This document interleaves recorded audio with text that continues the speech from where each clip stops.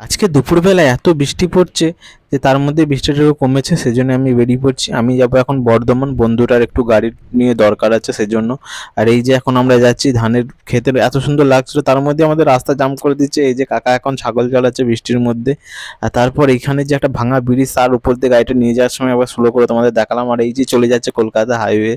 আর এখন আমরা যাচ্ছি বর্ধমান এটা দিয়ে। আর বর্ধমানে যাওয়ার আগেই প্রথমেই আমরা ঢুকলাম কেয়া যে চার চাকার শোরুমটা আছে সেখানে।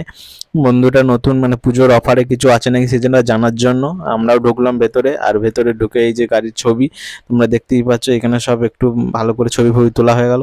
আর তারপরে আমরা বেরিয়ে এলাম, আর ওয়েদারটা এখনো কাটেনি কিন্তু। তারপরে আমরা মহিন্দ্রা শোরুমে চলে এলাম, আর মহিন্দ্রা শোরুমে এই যে থার্ড, সো মহিন্দ্রার এখানে ওর গাড়িটা দেওয়া ছিল সো সার্ভিসিংয়ে। আর যে রাতের বেলা যখন বর্ধমান থেকে বাড়ি আসছি, রাস্তাটা যে স্টোপি লেভেলে, বোঝা যাচ্ছে না যে বর্ধমানের জন্য কলকাতা। তারপর নাইটে আবার এখানে খাওয়া দাওয়া, সো ডিনারটা এখানেই করে নিলাম, এই যে খাওয়া দাওয়া। আর রাতের বেলা